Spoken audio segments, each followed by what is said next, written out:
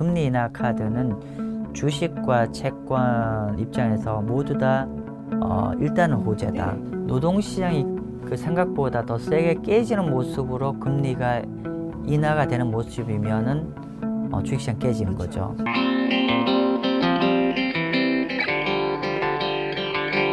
자, 그러면 하반기 금리 인하가 조금 어느 정도 가시화될 건지, 그리고 만약 가시화된다라면 하반기 어떤 채권 투자 전략을 가져가는 게 좋은지 좀 정리해서 말씀해 주실 수 있을까요?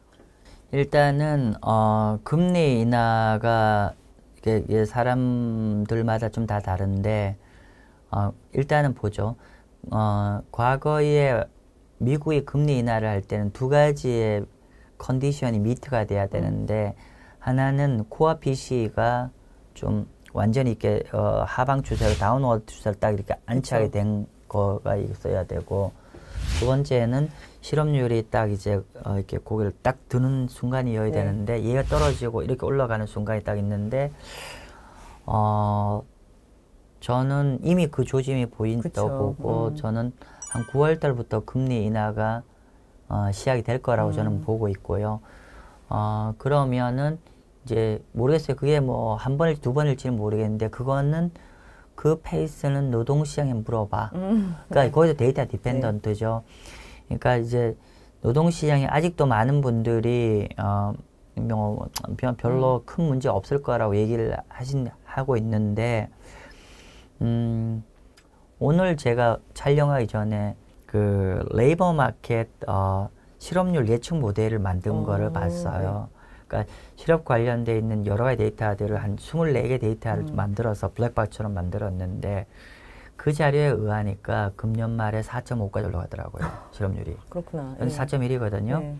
4.5까지 올라가면은 연준은 굉장히 급해집니다. 참고로 금년 말 연준의 그 SEP Summary of Economic Projection에 의하면은 4% 초반대를 제시를 한 거잖아요. 근데 그 이상으로 넘어가면은 어떻게 된다? 브레이크를 확 풀어야 되는 거죠.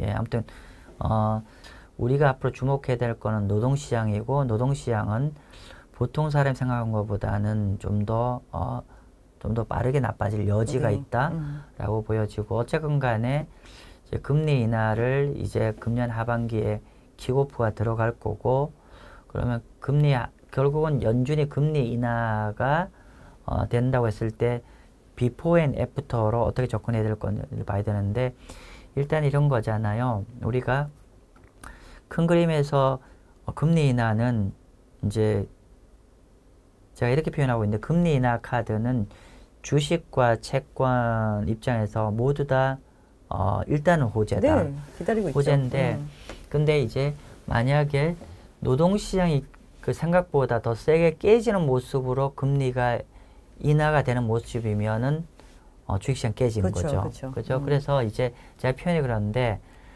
금리 인하가 레벨 1으로 될 거냐 아니면 레벨 2로 될 거냐 좀 달라질 것 같고, 레벨 1은 그냥 조금 경제가 그렇게 많이 안 돼 좀 뭐 전반적으로 안정되는 것 같으니까 금리를 일반적으로 내리는 레벨을 얘기하는 거고, 레벨 2는 경제 데이터가 안 좋은 걸 확인하고 금리를 내리는 데까지 레벨 2라고 저는 얘기를 하는데, 레벨 1이 되면 주식 채권 모두 좋다.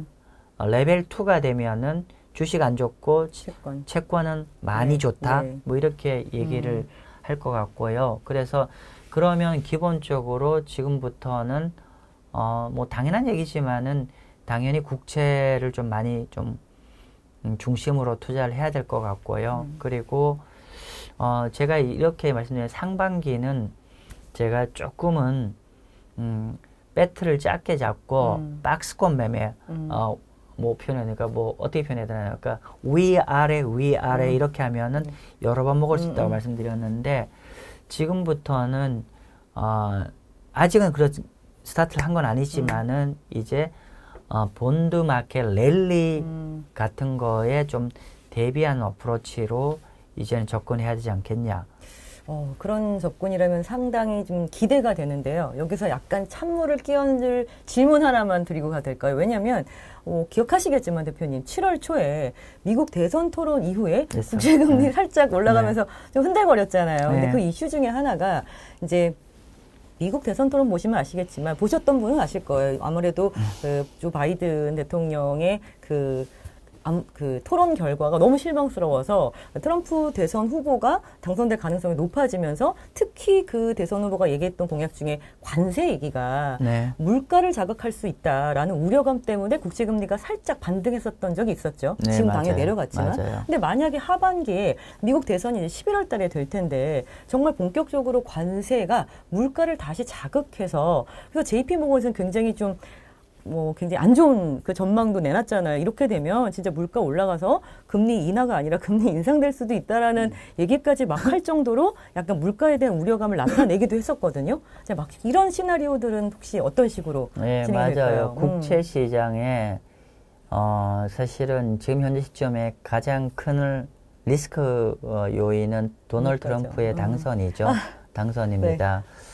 네. 한때는 얘기만 국채 발행 이슈들 그런 얘기했지만 사실 결론적으로 그러면서 5% 이상을 주장했던 분들이 네, 많은 얘기를 그쵸. 했었고 많은 투자자들이 속된 말로 많이 쫄았는데 저는 계속 너무 쫄지 마시라고 말씀드렸는데 그러니까 그렇게 말씀드린 이번에도 비슷한 얘기입니다. 그러니까 트럼프 이슈를 자세히 좀 봐야 되는데 일단 트럼프가 된다 가정을 했을 때 맞아요. 중장기적으로 채권 시장에 저는 일정 부분 부정적이라고 보여지고 근데 결국은 우리가 매크로 vs 트럼프 이슈 이거가 지금 충돌하는 과정이고 오늘 촬영하기 전 최근 한 10일 정도 본다고 하면은 매크로 데이터들은 전반적으로 쿨링되는 쪽 네. 사이 나오다가 트럼프 이슈가 딱 터지면서 맞아요. 이렇게 이익의 추세에서 딱 벗어나 튀어 맞아요. 올라왔고 튀었죠.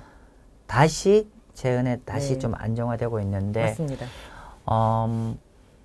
이렇게 표현할까요? 예를 들면은 트럼프 이슈 중요한데 우리가 지금 생각하는 한 6개월이나 1년을 본다고 하면은 특히 한 6개월 정도 본다고 하면은 트럼프 이슈보다는 매크로가 더 중요하다. 결국 펀더멘탈이 더 중요하다라고 저는 생각하고 있고 펀더멘탈이 전반적으로 저는 이제 식어갈 거라고 생각. 특히 노동시장 중심으로 식어갈 거라고 생각하고 있기 때문에 그러면은 이게 워낙에 썰들이 많거든. 유튜브에서 파월 의장이 공화당 사이드고 그리고 트럼프 눈치 봐야 되고 물론 제가 그 내용은 잘 모르겠는데 근데 기본적으로 그런 의사결정에 정말 제일 중요한 그건 알아요. 제일 중요한 거는 물가와 노동시장의 그쵸, 움직임이라는 거. 그래서 어쨌건 간에 매크로가 더 중요할 것 같은데 매크로 좀 나빠질 것 같은데 지금 한 6개월 동안은 한 6개월이나 모르겠어요. 한 1년 내에 정도는 트럼프 이슈보다는 매크로 이슈가 더 중요할 것 같고 중장기적으로는 도널드 트럼프 이슈가 영향을 미칠 거다. 그럼 이걸 어떻게 해석해야 되냐면 순수 시간적으로 매크로 트럼프 이렇게 이해하면 될 것 같고 또 두 가지 릴레이션십을 본다고 하면은 아무래도 도널드 트럼프 예를 들면 경제가 쭉 나빠져서 쭉 내려가야 되는데 예를 들면 이만큼 나빠져야 되는데 트럼프 이슈가 당선이 됐어. 그러면 여기서 그런 중장기적 우려감 때문에 더 못 내려가겠죠. 하방이 좀 막히겠죠. 좀 그렇게 이해하시면 좀 되지 않을까. 그러면 결론은 당분간은 매크로가 훨 더 중요할 거고 그러나 무시는 하면 안 될 거다. 그래서 그 정도 느낌으로 하면 어떨까 싶었는데. 그러니까 전체적으로 시장이 냉각되어 가는 고용이 지금 약간 더 가라앉고 있고 전체적인 시장이 냉각되어 가는 과정은 돌릴 수는 없는 흐름인데 이게 단계 변동성 측면에 있어서는 하반기에 대선 이슈가 국채 금리를 조금 움직이게 할 수 있는 이슈는 되겠네요. 네, 근데 맞아요. 장기적으로 어차피 이런 식으로 흘러가게 될 거고 국채 금리가 장기적으로 하방을 통해서 가고 있다라면 오히려 대표님 말씀을 정리해 보면 하반기에 국채 금리가 조금 올라갈 때가 또 매수할 수 있는 타이밍이 될 수도 있다. 이렇게 정리할 수 있을까요? 그럼 금리가 올라가주면 좋겠는데 기회를 줄지 잘 모르겠네요. 지금도 살짝 올라갔었잖아요, 솔직히. 그죠? 이런 이슈 튀었어요. 사실은 이번 튀었을 때 저는 제 자문 고객들한테 다 우리 직원 전화 돌리라고 해서 다 매수하시라고. 그러니까 요번에 4.47까지 튀었거든요. 그냥 사시라고. 그러니까 시중에서는 이렇게 제가 어디 유튜브 사이트를 보니까 다시 금리가 이렇게 다 뜨니까 맞아. 이제 TLT 이제 도저히 못 버티겠다. 던지고 매도하다 이렇게 했는데 그러니까 또 트럼프 이슈가 나오니까 이 금리 오히려 인상을 해야 되고 금리 인하 못 하겠네. 이런 막 맞아요. 썰들이 많다 보니까 못 던지는 분이 꽤 많았는데 전 정반대로 지금 사라고.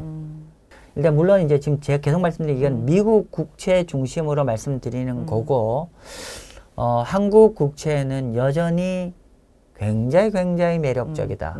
제가 제 방송을 보신 분은 알겠지만 둘 다 투자하면 좋겠지만은 돈이 없는 분들 하나 선택하라고 하시는 분은 저는 한국 국채를 추천드렸고 네. 아니나 다를까 지금 한국 국채 금리는 2년 전에 한국이 높았다가 미국 여기고 근데 이렇게 바뀌었죠. 네. 이렇게 바뀌어서 했는데 그럼 한국 금리가 너무 떨어져서 이제 안 매력적이냐인데 그거는 미국과 상대적 절대적 금리를 자꾸 비교해서 말씀드리는 건데 중요한 거는 종착역을 봐야죠. 네. 종착역이 한국은 여전히 더 많이 내려갈 종착역이 더 안착 지점이 더 낮아질 가능성이 높기 때문에 더 많이 떨어지겠네요. 예, 여전히 한국 국채는 미국보다 매력적이고 게다가 이제 한국이 미국 눈치 보잖아요. 네. 미국 금리 내리면은 한국도 더 내릴 거니까 금년 하반기 투자 전략 어떻게 해야 될 거니라면 미국 국채는 상반기 정도는 아니지만은 기본적으로 미국 국채를 접근하는 거는 개별 국채나 ETF는 트레이딩 관점에서 매매 목적에 접근하시길 바라고요. 한국 국채는 또 매매도 트레이딩도 가능하지만은 또 상당 부분 바이앤홀드의 개념을 가져도 괜찮지 않을까. 왜냐하면 중장기적으로 한국 금리는 더 떨어질 거라 저는 보니까요. 뭐 그렇게 좀. 근데 개인이 사실은 채권, 그냥 채권을 사서 이게 트레이딩 한다는 게 사실 쉽지가 않잖아요. 그래서 만약에 하반기 투자 전략으로 하반기에는 이게 좀 유망할 것 같다라고 아예 뭐 금융상품이나 ETF 중에서 대표님이 가장 좋게 보시는 상품이 있을까요? 일단은 이전보다는 제가 항상 국채를 얘기할 때 듀레이션 얘기하잖아요. 맞아요. 단기 채권, 장기 채권 이렇게 밸런스 있게 가야 우리가 자주 매매를 못 하시는 분 입장에서는 금리가 이렇게 플럭추에이션 치더라도 크게 덜 흔들린다라고 말씀 좀 드렸고 그래서 단기 채권과 장기 채권 같이 가져가라고 말씀드렸는데 금리나 가시권이 되면은 아무래도 좀 포트폴리오를 리밸런싱을 좀 해서 우리가 듀레이션을 조금 더 늘리는 전략도 한번 구사를 하시면 좋을 것 같고요. 그리고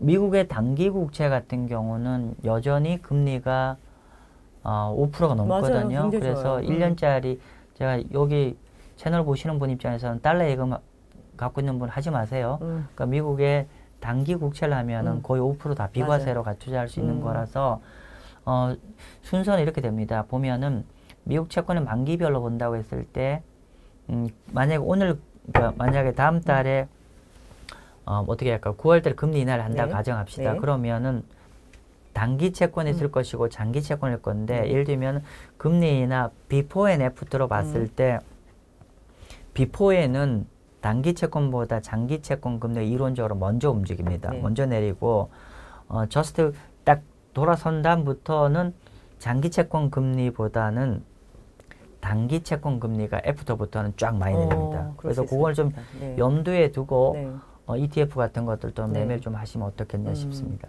기본적으로 장기 채권은 장기 경제 전망을 먼저 좀 선행하는 경향이 있고 단기 채권은 정책금리, 즉 기준금리를 따라가다 보니까 그렇게 말씀을 주신 것 같습니다. 그래서 지금 정리해 주신 대로 하반기 투자 전략 한번 잘 세우셔서 이제 좀 변동성이 있겠지만 장기적으로 좋은 수익을 가져가실 수 있기를 바라고요.